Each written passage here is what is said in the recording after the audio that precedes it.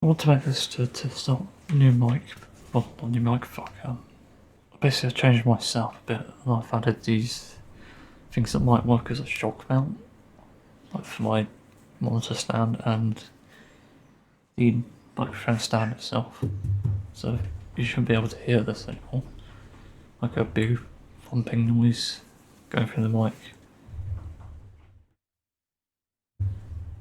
Hopefully, I don't know if this works. I wanted to talk about something random that came to mind. I think I'll make a Mastodon post on it as well. Pretty much don't make fun of fanfiction writers and artwork, especially ones that deviate from the norm. I just had a shower thought earlier about it. I basically realised that I used to be quite obsessed with fanfiction writing myself. And you think, oh, who's going to read that, or why would you read it? People do read it. That's the thing. Even then, like, why does it matter? Why is it supposedly an issue? And that's the strange thing about it, really. I was thinking, as I was watching a trailer for Sonic Superstars, not trailer, gameplay, but I'm not really interested in it, to be honest. I was just reminded of how obsessed I was with Sonic. And it's, yeah. Like, I'm just trying to think how to put this. Making fun of fanfiction writers is basically making fun of just up and coming writers and artists. I remember hearing a few months ago, I think, that the creator of the Animal House, someone, I forgot, she apparently started by writing fanfictions, which I find fascinating, and also I think there's plenty of famous books that were made by fanfiction writers, interestingly. But essentially this is saying that it's a good way to practice and get storytelling skills and stuff. I'm sure it's not education, but does it need to be? I don't think everyone needs to follow that standard.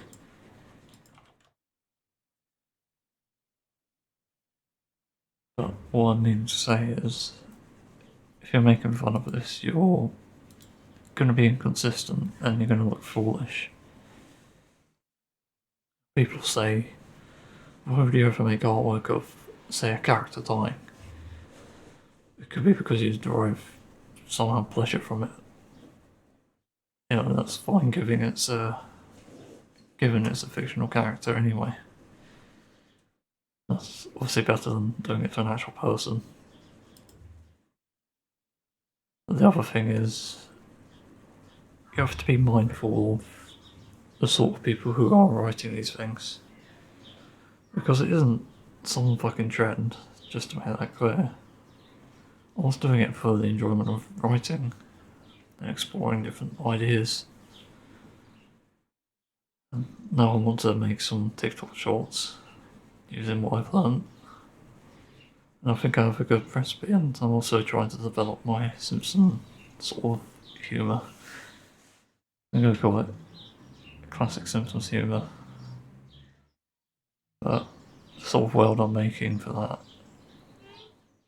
it couldn't have happened without fanfiction writing. The other thing that I have to be mindful of is that I think if you're a developer, sort of making a certain game for a big franchise like again Sonic is,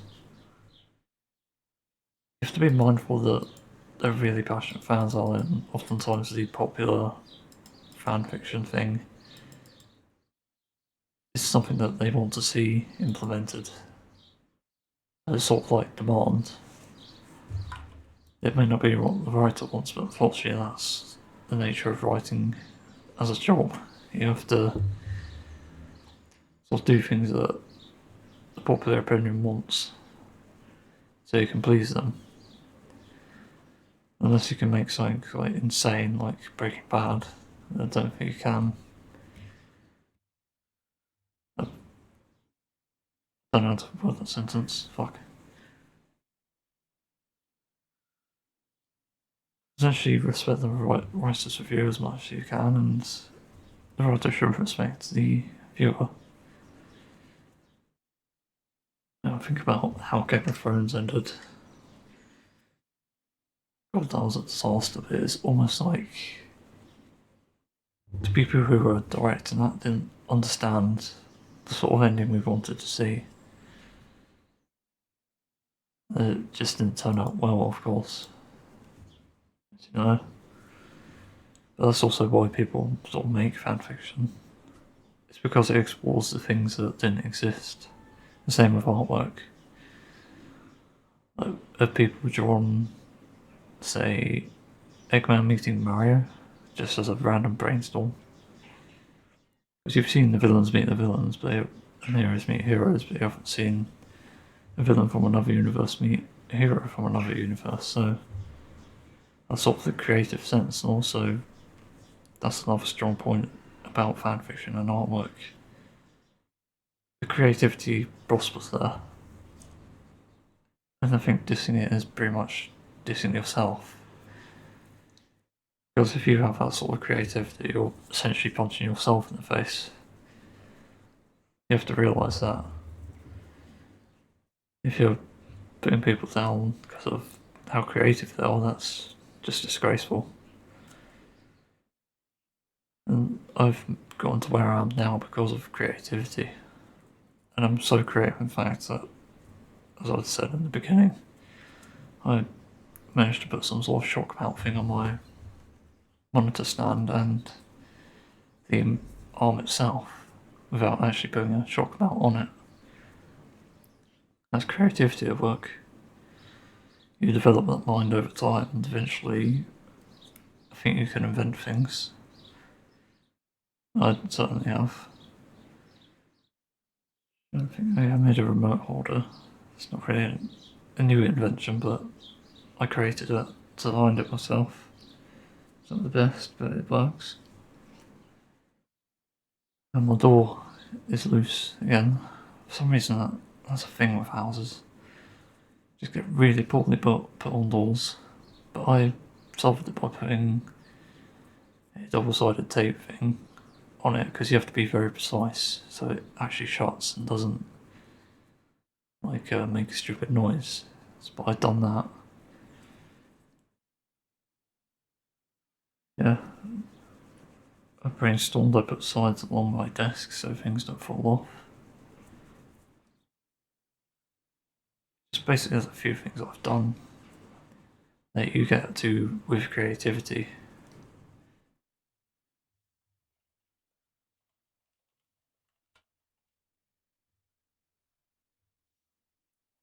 Yeah, I think that's all I have to speak about. I could be wrong.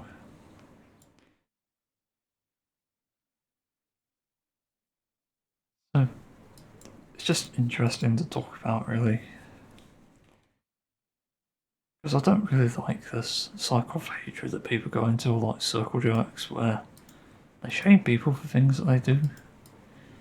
Like I used to write fanfictions about Tails and Cream in a romantic relationship, and people hated it. Well, people who hated fanfictions hated it, actually. They're telling us to stop bringing that in, stop fucking focusing on it, and yeah, that's kind of heartbreaking because of my obsession, I viewed Tails and Cream as my sort of children, my foster children, in a weird sort of way, and I wanted to see them do well because Sega and Sonic Team weren't. That's the sad reality of it as well, like, that's what obsessions can do. I'm lucky to have gotten out of that and focused on other things, but at the same time, they're still part of me and part of my life in a significant way. And that's why I don't diss fanfictions, really.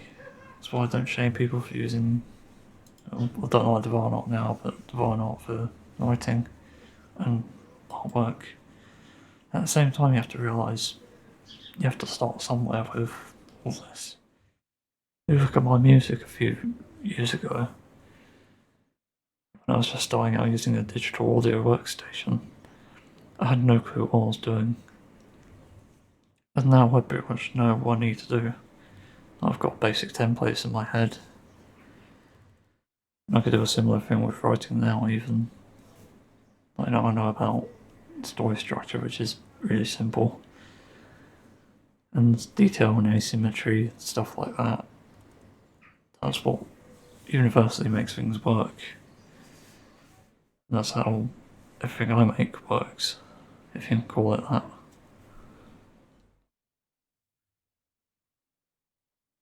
It's just interesting, really. And I just hope people stop making fun of all this sort of content. It's not just fan fictions. It's also DIY. It's also cooking, and you name it. And experimentation can also be a great way to discover things. Really, trying to think what I discovered through experimentation. I can't remember anything. Yeah, my artwork. I found my art style through experimentation. I was copying multiple different styles and finding something that worked, and eventually it did. It all fit into place, and I got to where I wanted. That's my intended goal.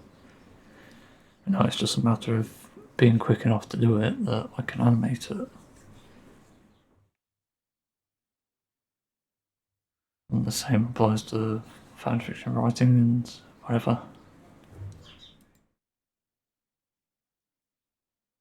And something strange just happened on Edge. Because it has a group system, I put a YouTube video I watched during lunch into a tab group by accident, and for some reason it calls itself lore because the title of the video has lore in it.